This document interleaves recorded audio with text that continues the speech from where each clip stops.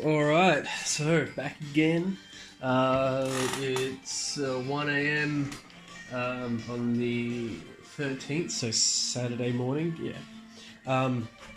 So I haven't been here since last Saturday, I believe. So, no, yeah, last Sunday morning, so it was Saturday night. So basically, installed all the stuff into the room, and it was working. It was working perfect, amazingly perfect. It was weird how good it was working.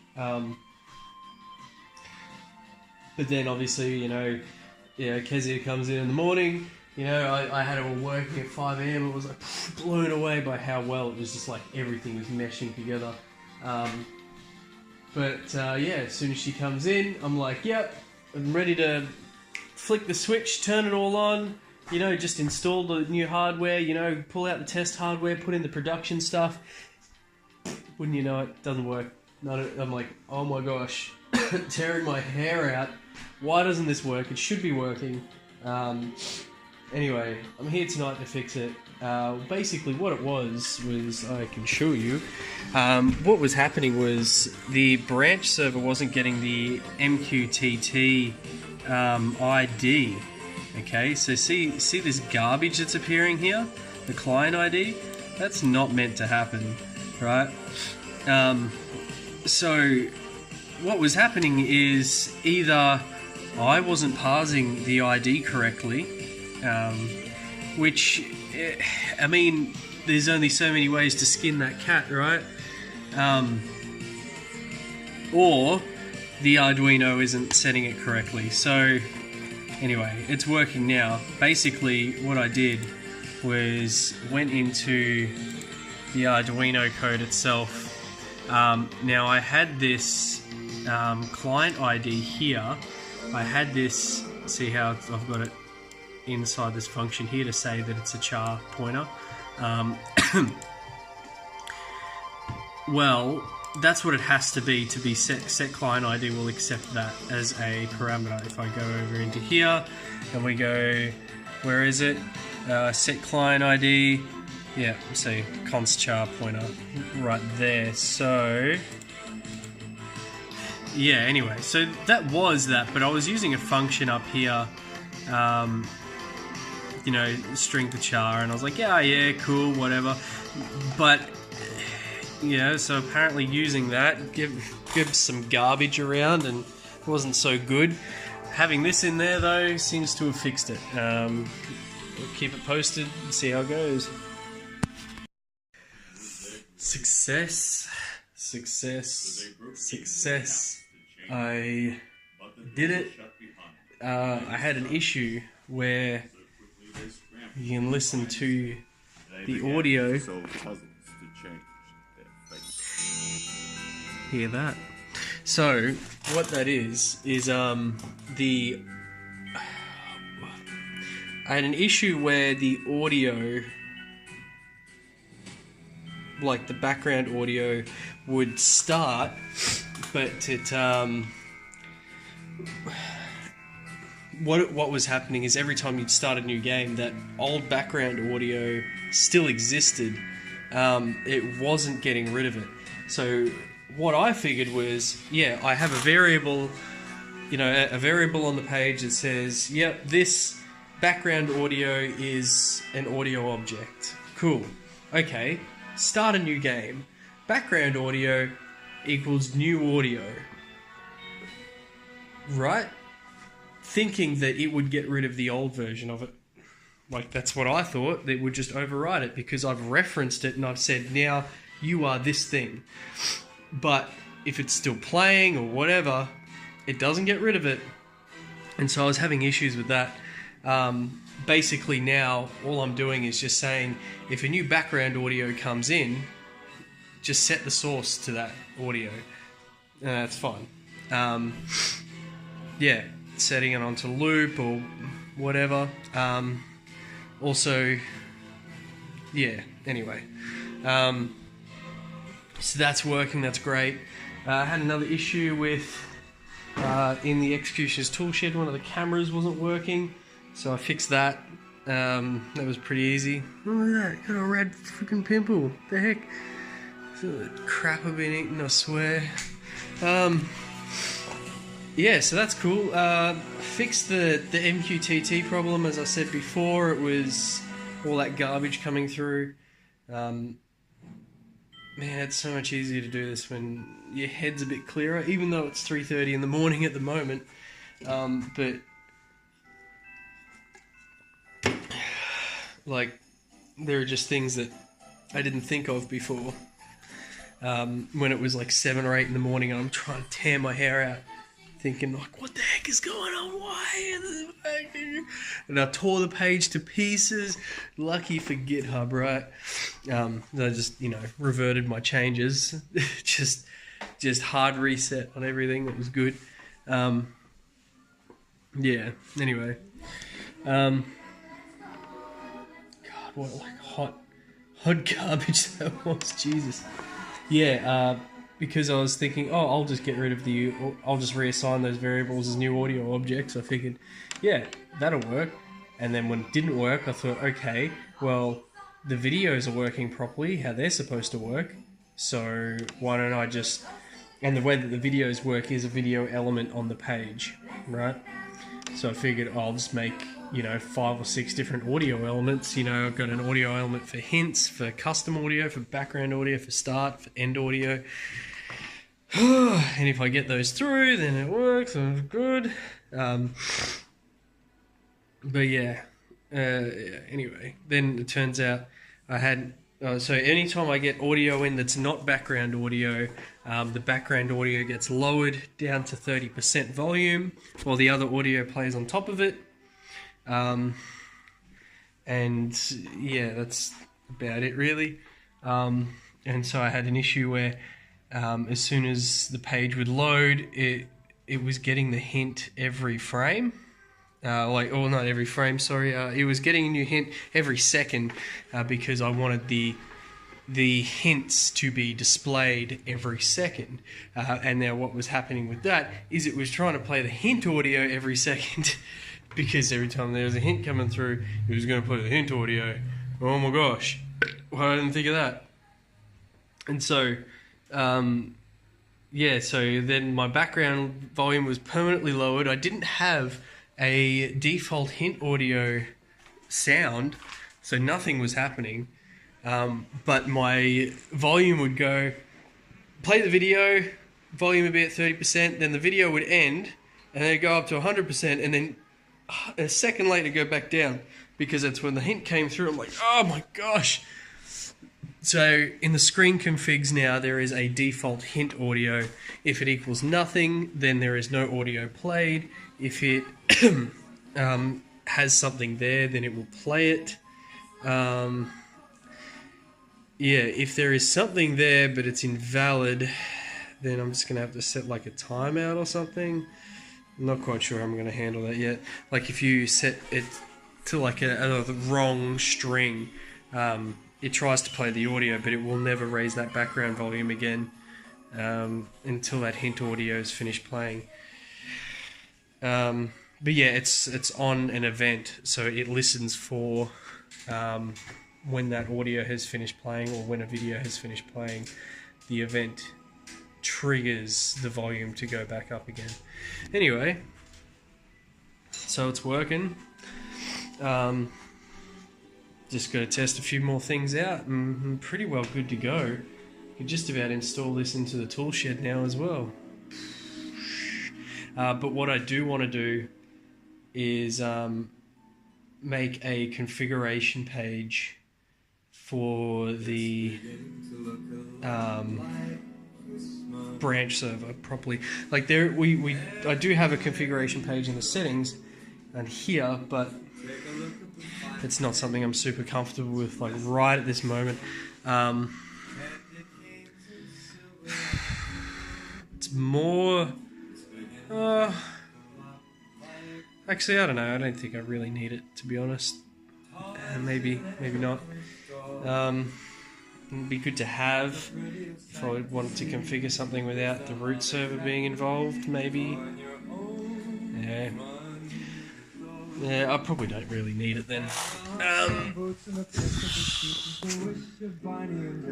Yeah. No,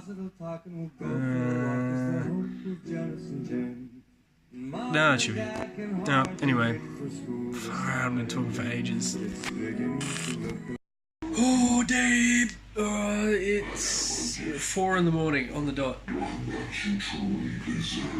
And I've just finished. Oh, God, look at that cupboard. It's disgusting. But you should have seen it before. It was way worse. Like, I had cables like chained in the middle and stuff because when I first installed it, I just kept adding and adding. Anyway, so I got the ESP32s in there. You can see them taped on backwards. Yeah, I've got the holders for them being 3D printed currently, but I just needed them thingoed. Oh, here we go. Time starts now, and so we've got the screen happening. Yeah, see that static video in the background. I just have to get it to change that web font. I do have the fonts coming up. Oh man, look at that crazy pimple, what the heck? Whatever. So this can change fonts. Problem is the Raspberry Pi Chromium doesn't have a lot of sick default fonts, so if you can't find it, it's like standard Times New Roman or Arial, whatever the hell it is. I don't know, but it's got some standard stuff. Never has. But yeah, so that's pretty good. Pretty well working. Congratulations. And that works. Pretty chuffed. Had a scare before where it wasn't working, but it turns out because I was using a Docker container over the last few days just to run the main root server, I did some changes to it earlier. So I killed the Docker container, spun it up on my local machine again, running it in my dev environment again. And I copied across the script changes I made and stuff, which was neat. But I forgot that the branch server was still on, and so it didn't copy those across, which was really awkward on startup. So it was annoying. I was pushing the start button and nothing was happening. I'm like, it was working a minute ago. Yeah. That's good. This is the old Enchanted Forest stuff. So that's good. The Christmas room is finished with the new ESP32 framework. Now the X-Fuchsia's Toolshed has got the ESP32 framework in it. They both have a few different things in them, but I don't know. It's alright, I guess. Yeah. Oh yeah, there you go. Yeah. So what's that, 59.17? Just gonna quickly check. Yeah, it took me, like 40 seconds or something to solve the room. So I've just got a dummy password in at the moment, in the key code, in the keypad. Look at that. Look at that time. Same. It's because everything's updated from the root server. If I was to refresh that screen, it will not have a time up on there. I don't think. Maybe it will. No, I don't remember. I know I've got the hints coming back up, though, if it does get an instance update. Oh, that's right. If the game has ended, it's done, completed, and you refresh the screen, it won't have anything up on there. It's kind of by design. So it's like, what's the point of that? Having artifacts on the screen from the last game that you had. So what happens is every second that ticks by, the countdown timer sends through a socket message. And that socket message is basically the state of the game. So that in the future, if I wanted to hook into any of the other triggers or states or what have you, I can do that in the browser. Yeah, that's about it. So it's all happening. Oh, yeah, by the way, it's like Sunday morning, 4 a.m. Sunday morning. Pretty knackered. But I get to do this again tonight because I've got Monday off. Compulsory Monday off. Of work. Real work or whatever. But the feature run is pretty well coming to an end on this thing. And I get to refactor a bunch of cool stuff, right? Which is good. Makes the code nice and tidy. Oh, and by the way, the ESP master device is chilling out here next to this yogurt lid on the desk. This one's for the Christmas room. This one's for Executioner's Toolshed. I've got them here at the moment so I can read their serial messages coming through. As you can see there, the serial messages popping through there. Just so I could see the other devices on the mesh network live. I can see them through the web console like that I've put up, but I find that it is a live update. I'm fucking tired. It is a live update, but I have to click on the button to get them to refresh, and I can't be bothered. I'd just rather see them come through live, so yeah. Anyway, it's good for debugging stuff. Especially when ESPs are a bit funny with power. If they haven't got like the correct power at startup, they have like this brownout detector that triggers, and it just keeps it in a boot loop forever, and it can get really annoying. So yeah, I've got to make sure that I've got the correct amount of power on startup and such. Anyway, that should be about it. I don't think I'll upload this until like Monday. Yeah, I gotta stop calling these JOAT updates and more just vlogs or something, right? Damn pimple. Anyway, 4:06. More work to do. Oh, alright. Oh, what the heck. Awesome. Anyway, great start to this part of the video, which is I've finally installed the new framework into the rooms. You can't read it, but it says you won, which is me, because I won. And it took me like 62 seconds or something to win. That's really cool. And also, not to give too much away of this thing, but, well, hey, and this opens, and then that video plays. My gosh. And then I'll take that off, close this back up. I can do it again.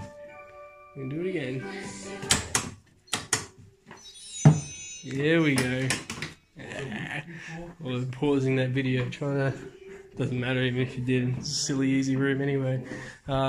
Made a start button to start the game. Yep. So we have a look at the video. Click this button. Boom. Also, if there was a lock on the door, it would lock the door. Executioner's Toolshed works like that, which is pretty cool. Yeah.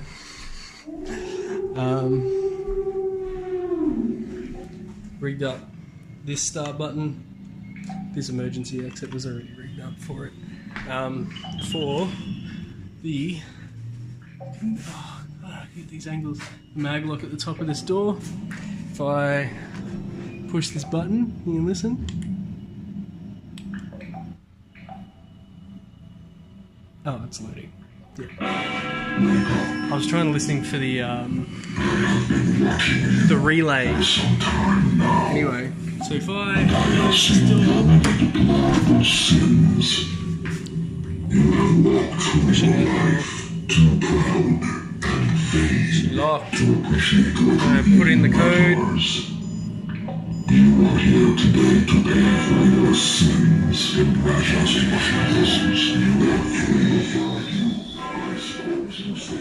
And then we close it, but it's open. But also emergency exit works too. Saying the same stuff over himself because I have a start audio and end audio they're different audios. One will not cancel the other out because, well, I mean, unless your intro goes for as long as your game goes, it's weird if it does.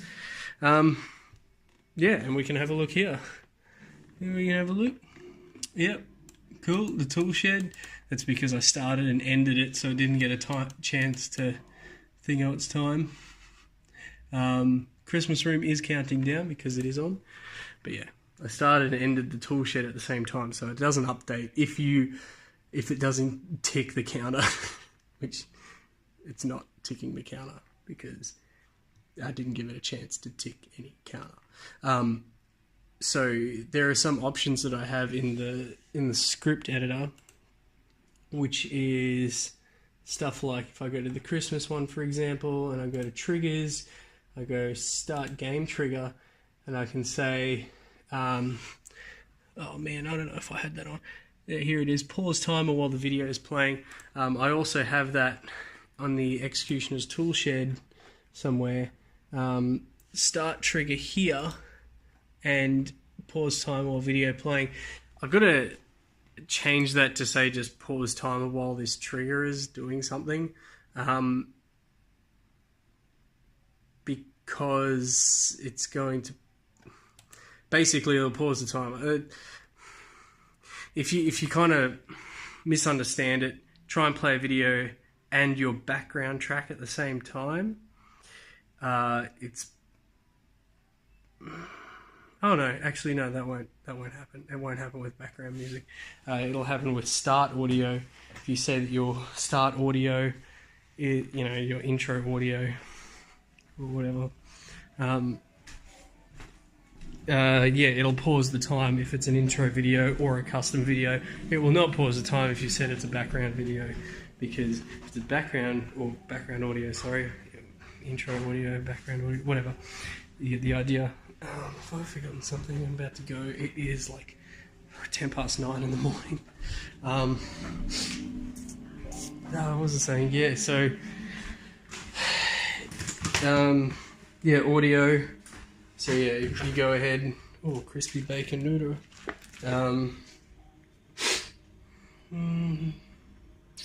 And some stag chili, Southwest chicken style. Yeah, so there's no real point in pausing the video for the entire game. What's the point of that? So custom audio is the way to go. If you just want to play a little sound clip, like a phone ringing, you pause the time if you wanted to. You don't have to. You can do whatever you want. It's the whole idea of this thing. Do whatever you want. I mean, don't even have to use this for escape rooms. You could use it for whatever. Yeah. Yeah. Anyway. I'll be probably back tonight. Not sure. Alright, back once again.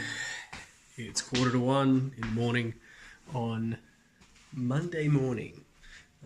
It's a public holiday tomorrow, so I can do whatever I want, right? Sort of. So Sunday, yesterday, was the first real run-through test, like production test of the system. It was good. It all worked. There's a couple of little things that... Oh man, it's going to get real dark real quick. Couple of little things that... Where's the lights at? There we go. Couple of things that Kezia said were a bit funky. Oh yeah, that is coming up. I think somebody's broken that. Okay, yeah. Somebody's broken the fireplace. The puzzle that's inside here. That is unfortunate. Oh well. Yep. All good. I have to tear that out and fix that soon. Okay, let's start again. So yesterday was the first production run of the system. which is awesome because everything just worked, right? A couple of little things that Kezia wants me to fix up. She wants me to change the names of a couple of things on the screens, like, you know, instead of it saying start instance, end instance, change it to say start game, end game. Things that are more, what's it called? There's a word for it in software stuff. It's like domain knowledge. I think that's it, something like that. So when you try to write software for something, you try and write things that are in that domain. This is about gaming and such, but the system was built for just pure, like, if this then that automation. And so writing a script, an event action script, is the whole automation part. Now, I wanted to create an instance of that script because I wanted to have a script and I wanted to say, I want this to be an instance of that. And so that's where start and end instance came from it. You know, it kind of makes sense from that point of view, but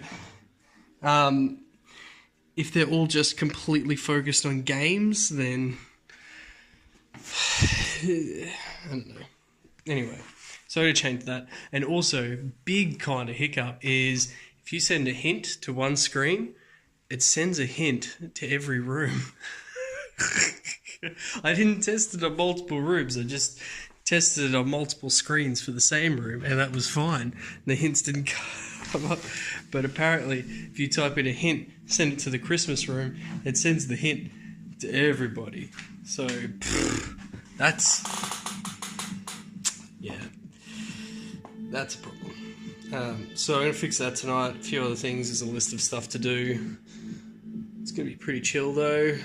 Not a lot to really do. Just fix up a couple of little bugs here and there and good to go. Cool, so it's 5 in the morning, Monday morning. So what was pretty neat is, so yesterday when Kezia said that the fireplace lock was working all day right up until the last one, basically it broke or something, right? So I had a look, I checked out behind it, and it's like somebody shoved their hand in there and they broke the actual fireplace itself, dislodged the relay, and in turn the solenoid, because I've got a solenoid in there to unlock this thing,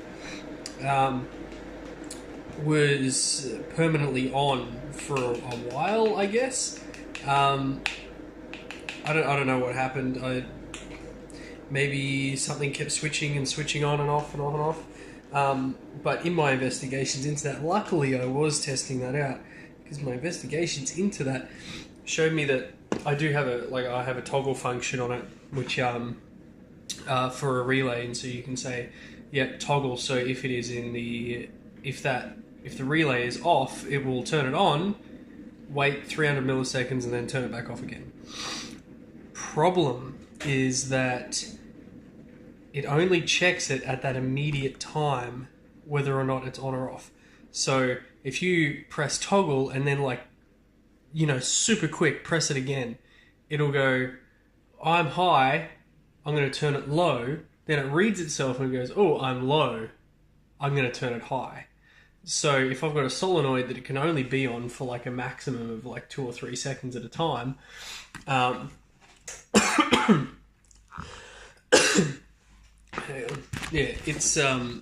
it's going to burn out real quick, because what's going to happen, I'm just going to make some thick noodles,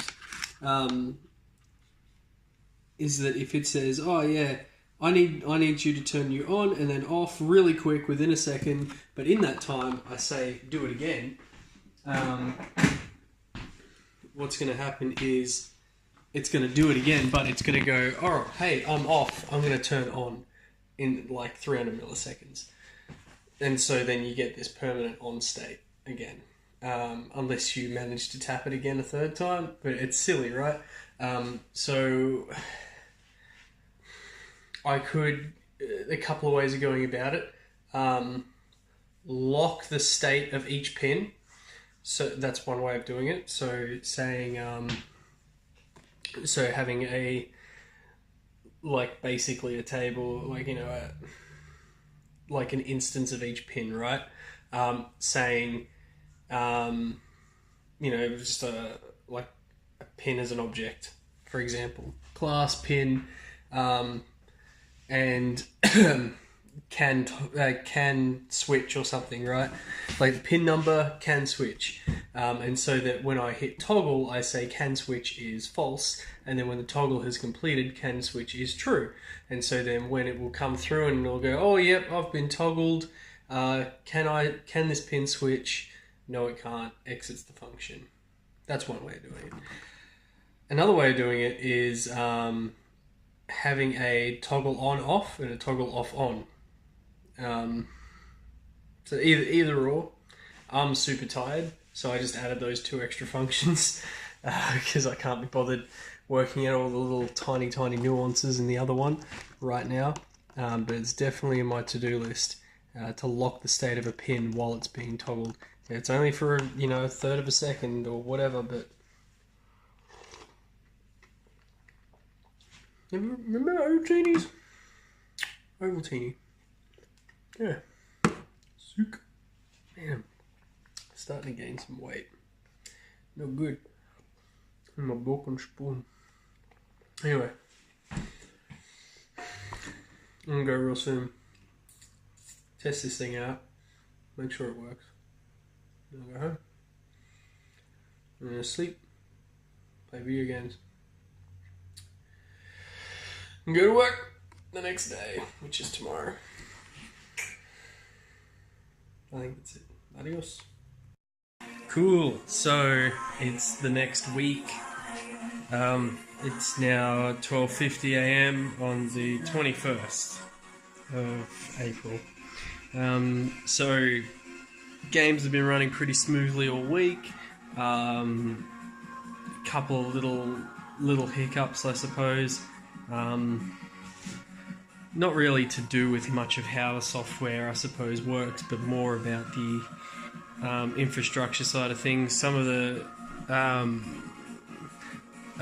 like what I mean is today the Raspberry Pi decided that it was full and it wouldn't boot up into anything, so I had to log in remotely from home and delete a bunch of stuff from the Pi from home.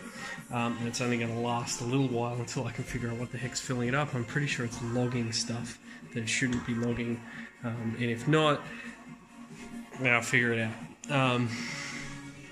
Also, one of the master node for the Christmas room doesn't seem to be wanting to come online, so, and that's only just started happening today. Don't know what's up with that, so I'm going to figure that out, plug it into the computer and see what happens. Cool. Alright, so it's 10 to 3 in the morning. On... what day is it? Oh, it's Saturday morning. That's cool. Cool, so I've still got tonight then. Setting up some mag locks on a stick. Yeah, just as a spacer. So screwed that into there, that piece of wood. Yeah. Anyway, I'll show you where it goes, but I'm not gonna. Anyway, yeah, I should really upload that video from last week, but I'm just gonna put it all into this video, which is going to be the same video for you. Anyway, it's Saturday the 27th of April. Knackered. Absolutely chumped. If that's the word for it. Printing out, 3D printing some containers for some soap thingies and making sure that, well, all of this stuff's going to work. Hooked up an RFID thingy today. About to put in another mag lock thingy, not mag lock, reed switches. Going to test out this mag lock, see if it works. I mean, I know it's going to work, but I'm going to see if it actually opens and closes correctly, because it's I replaced the mechanism from a solenoid to a proper mag lock. So when the room is on, when it locks and it's shut properly, and when it's not, then it's just swinging open. Yeah, get some conduit later and put these wires up into some conduit up into the ceiling. Do some of that cool stuff. Yeah. What else? What else been happening? The ESP mesh network seems to be holding up reasonably fine. There seems to be an emerging pattern, which is if the bridge is offline for an extended period of time, the other nodes on the mesh network seem to just not want to reconnect. So I found that if I turn all of the nodes off in a room, so for example the Christmas room, there's like 4 or 5 devices in there or something. Yeah, whatever. If I turn them all off, turn them all back on, it's completely fine. But if I have the master off for a certain period of time and then turn the master back on again, while the other ones have already been on for ages, they don't seem to want to reconnect after a day or so. It could be a few hours, but I haven't tested it past that. I just know I came back in the next day and plugged in the master or the bridge node, and none of them wanted to connect. So something I've been meaning to do for a while, which I think I said last week, and I think I said this exact same problem last week, and in this same video it will be there again, is I need to fix that. At the moment, the workaround is just to leave the damn master on, like, all the time, and that's fine. It seems to be working fine. Like, after a couple of weeks now, it's no hiccups.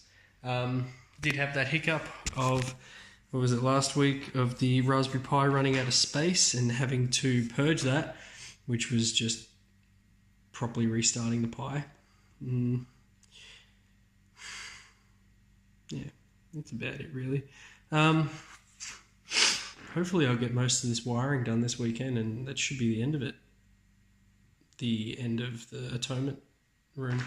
Not quite, because there'll still be like Raspberry Pi and stuff to go in here, but like the wiring of the ESP should just about be done by tomorrow night. And that's about it. Yeah, but she's looking good. And them walls, it's pretty rad. Pretty sick. Yeah. Anyway, that's it. Kitch.